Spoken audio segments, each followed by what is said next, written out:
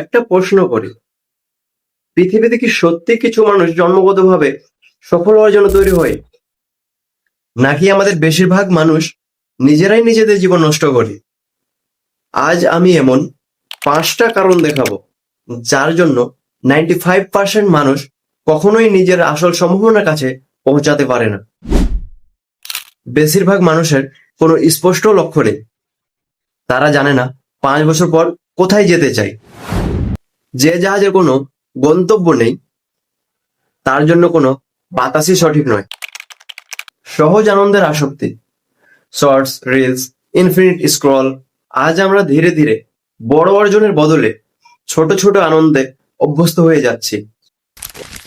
অনেক মানুষ ব্যর্থ হয় না কারণ তারা কখনো চেষ্টাই করে না। হয়তো সমস্যা তোমার ক্ষমতায় না, হয়তো সমস্যা তোমার সিদ্ধান্তে। আজ থেকে 5 বছর পরে তুমি কি একই জায়গায় থাকবে, নাকি নিজের জীবনের নতুন অধ্যায় শুরু করবে?